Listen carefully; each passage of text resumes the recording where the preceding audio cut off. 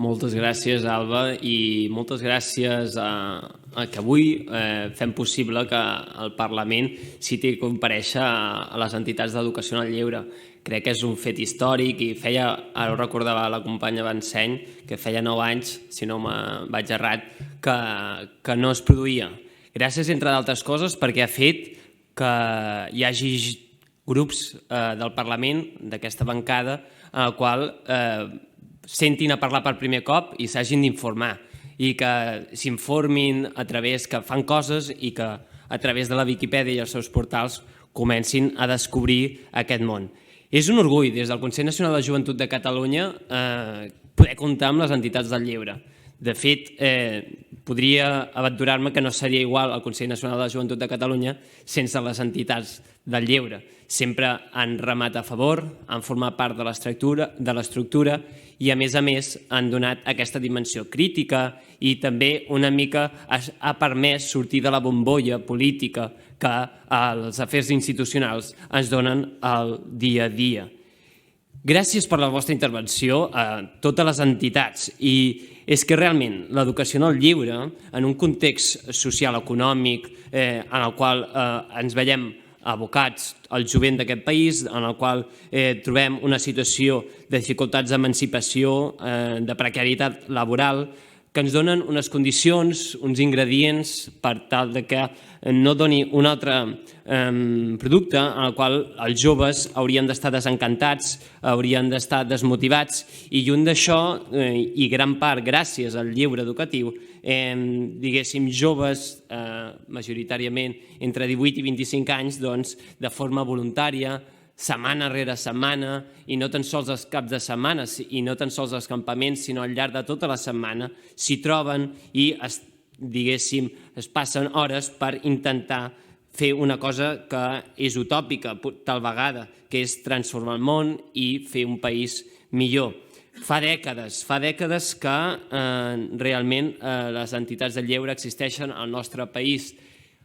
Tot i fer dècades, tot i evolucionar, ara mateix hi ha més de 12.000 joves, caps i monis en aquest país, en el qual fan possible aquest fet i realment cal posar-ho més sobre la taula a nivell d'administració i a nivell de mitjans locals, perquè gràcies a aquesta tasca podem generar la cohesió social o intentar, amb esforç, setmana rere setmana, treballar per la cohesió social i per treballar per als drets lingüístics, com el català. Alhora, per la cohesió territorial, per lligar el país a l'àmbit rural i l'àmbit urbà, per vincular-se amb l'entorn, per generar, en definitiva, comunitats crítiques i que estan educades en els seus valors. En cap de fi, són agents essencials per les famílies, per la societat i per al nostre dia a dia com a país. I tot això ho fan,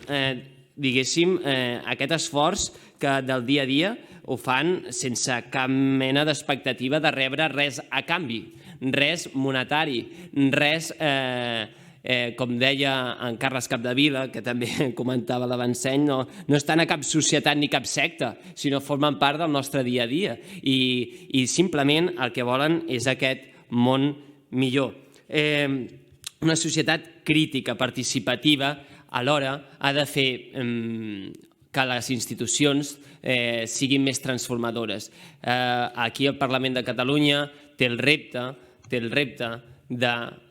que totes les demandes, totes les necessitats, totes les inquietuds que es té des del jovent organitzat doncs puguin permeabilitzar a les institucions i al cap i a la fi se les facin més seves a nivell generacional i al cap i a la fi tinguem un país millor.